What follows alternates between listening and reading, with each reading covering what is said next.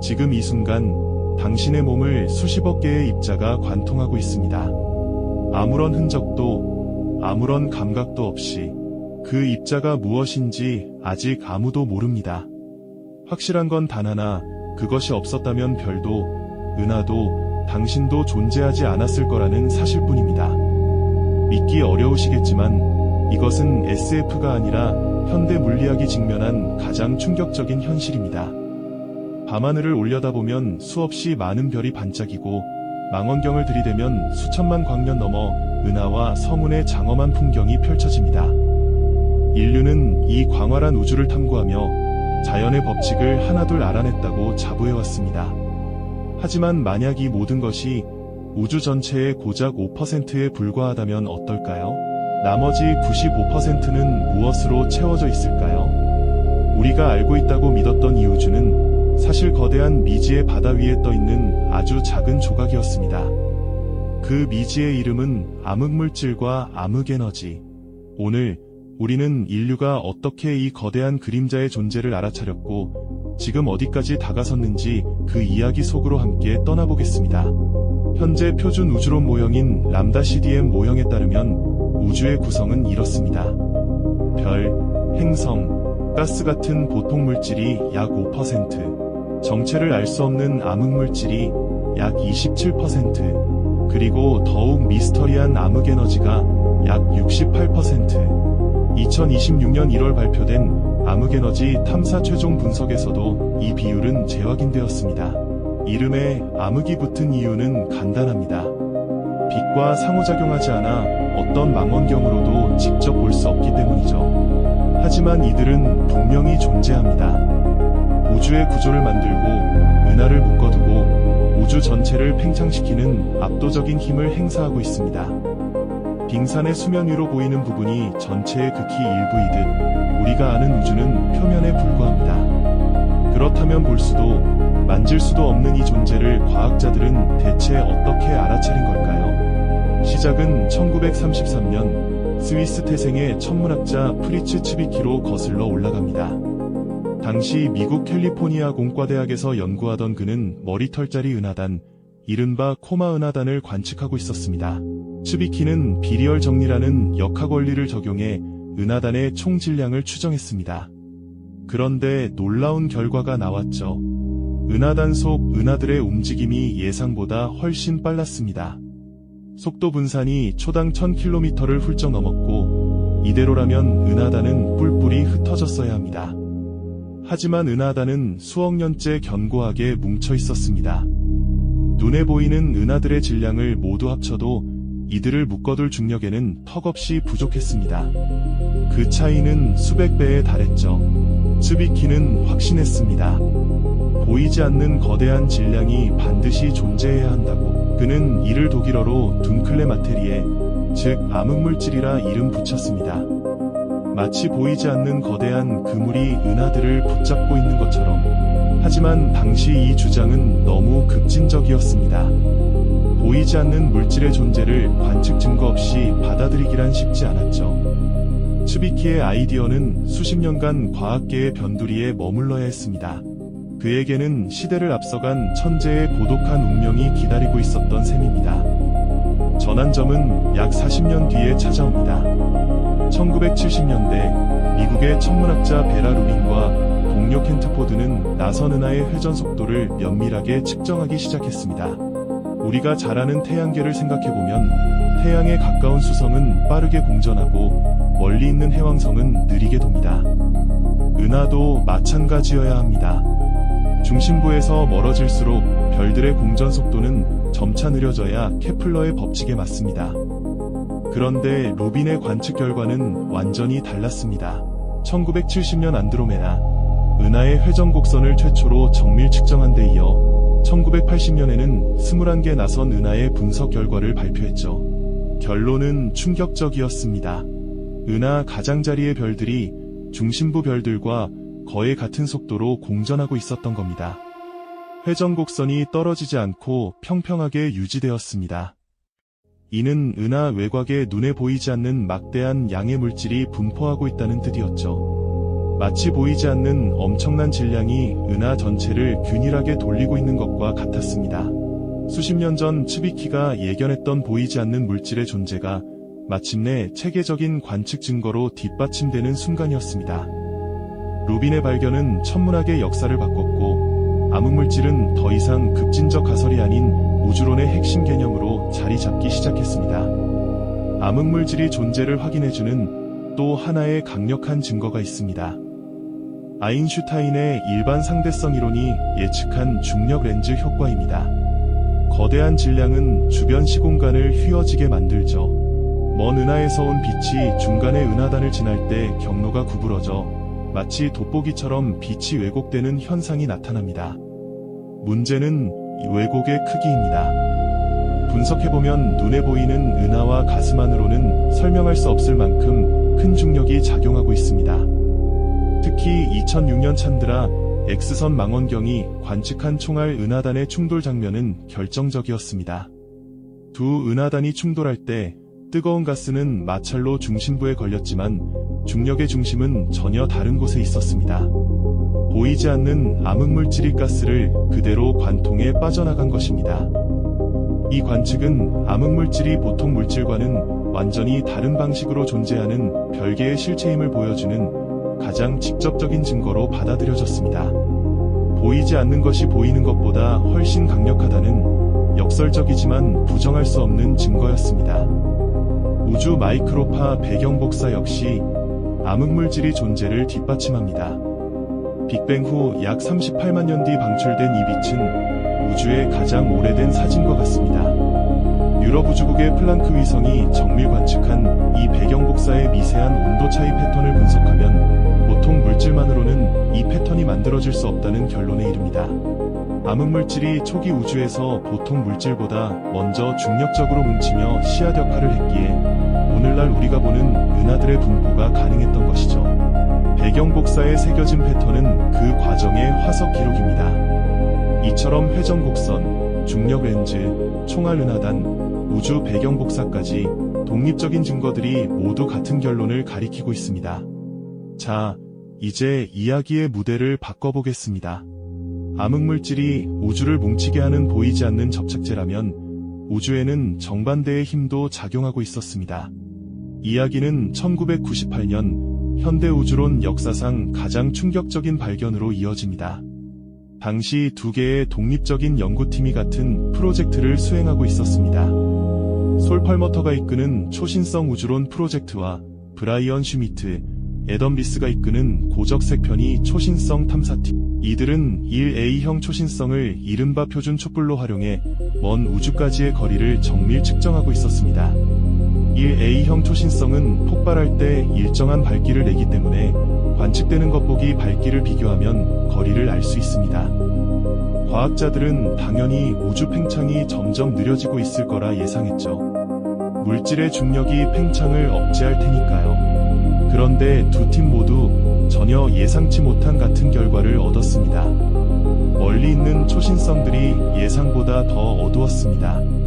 이는 그 초신성들이 예측보다 더 멀리 있다는 뜻이었고 우주 팽창이 느려지기는커녕 오히려 가속되고 있다는 것을 의미했습니다. 브레이크를 밟아야 할 차가 오히려 엑셀을 밟고 속도를 높이는 상황과 같았습니다. 이 가속 팽창의 원인을 설명하기 위해 도입된 개념이 바로 암흑에너지입니다. 우주 공간 자체에 내재된 중력과 반대 방향으로 작용하는 신비로운 청력이죠.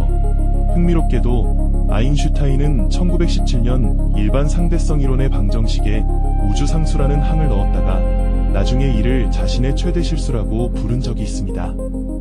하지만 1998년의 발견은 그 우주상수가 사실은 실수가 아니었을 수도 있음을 보여주었습니다. 아인슈타인이 수학적으로 예견한 공간 자체의 에너지가 실제로 존재할 수 있다는 것이죠. 이 발견의 의미는 엄청났습니다. 펄머터, 슈미트, 리스 세 과학자는 2011년 노벨 물리학상을 공동 수상하며 전 세계적으로 그 중요성을 인정받았습니다. 이제 이 보이지 않는 존재들이 우주에서 구체적으로 어떤 역할을 하는지 살펴보겠습니다. 우주 탄생 직후 물질은 거의 균일하게 분포해 있었습니다. 하지만 완벽하게 균일하지는 않았죠. 아주 미세한 밀도의 차이가 있었고 이 차이를 증폭시킨 것이 바로 암흑물질이 중력이었습니다. 암흑물질은 보통 물질보다 먼저 중력적으로 뭉치기 시작했습니다. 이렇게 형성된 거대한 중력 우물 속으로 보통 물질이 이끌려 들어오면서 최초의 은하가 태어났죠. 오늘날 은하들이 거미줄처럼 연결된 우주 거대 구조, 코스믹 웹을 이루는 것도 바로 암흑물질이 깔아놓은 보이지 않는 골격 덕분입니다. 쉽게 말하면 암흑물질은 우주 건축의 설계도이자 뼈대입니다.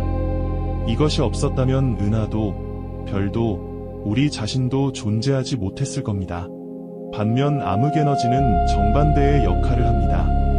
중력이 물질을 서로 끌어당기는 힘이라면 암흑에너지는 공간 자체를 확장시켜 은하들을 점점 더 멀어지게 만드는 힘입니다.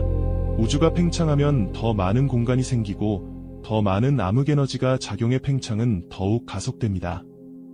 마치 풍선을 불수록 풍선 자체가 스스로 더 세게 부풀어 오르는 것과 같죠. 이 두 힘, 뭉치게 하는 암흑물질이 중력과 밀어내는 암흑에너지의 청력 사이의 줄다리기가 138억 년 우주 역사의 줄거리를 결정해온 것입니다. 초기 우주에서는 물질 밀도가 높아 중력이 우세했고 덕분에 은하와 별이 탄생할 수 있었습니다. 하지만 우주가 팽창하며 물질 밀도가 낮아지자 약 50억에서 60억 년 전부터 암흑에너지가 중력을 압도하기 시작했습니다.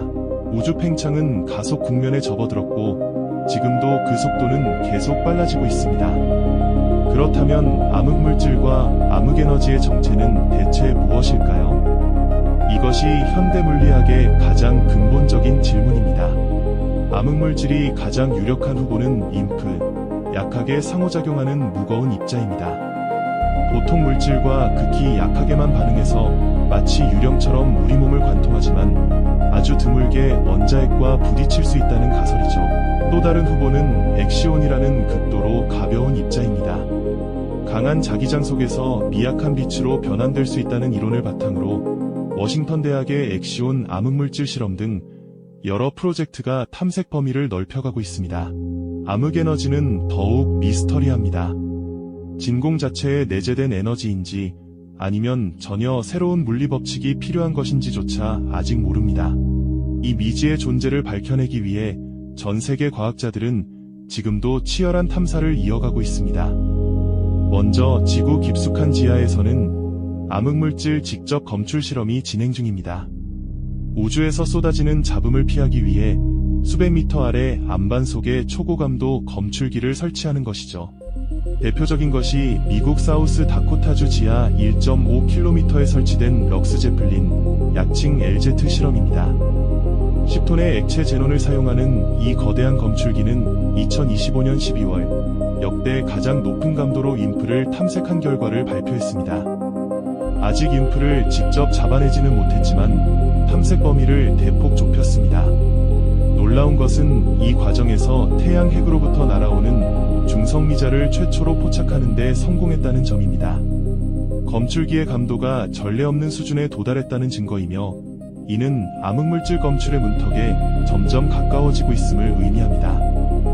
어둠 속에서 바늘을 찾는 것과 같은 인내의 과학이 계속되고 있는 것입니다.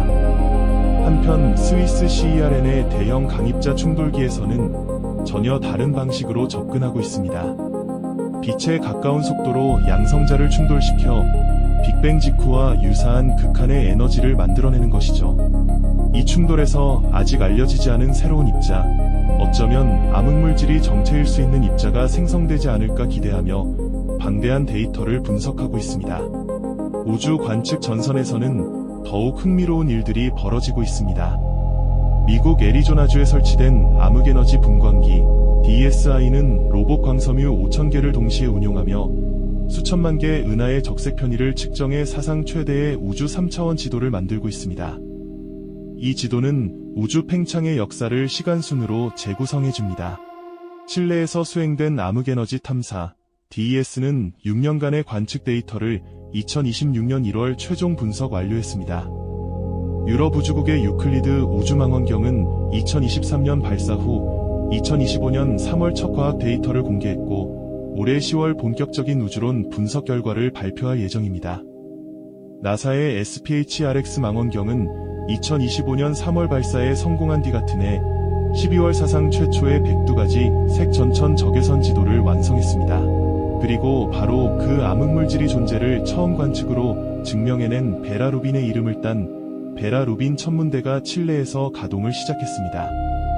2025년 6월 첫 빛을 받아 수백만 개의 은하와 별을 단숨에 포착했고 세계 최대 디지털 카메라인 LSST 카메라로 앞으로 10년간 밤하늘을 반복 촬영하며 암흑물질 분포를 전례 없는 정밀도로 그려낼 것입니다. 바로 지금 우주론의 판도를 뒤흔들 수 있는 놀라운 관측 결과가 속속 보고되고 있습니다. 기존 이론에서 암흑에너지는 시간과 공간에 관계없이 일정한 값을 가진 우주상수로 설명되어 왔습니다.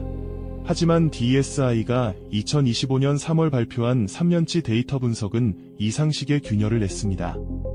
약 1500만 개의 은하 분포를 분석한 결과 암흑에너지의 밀도가 시간에 따라 변해왔을 가능성이 포착된 것입니다.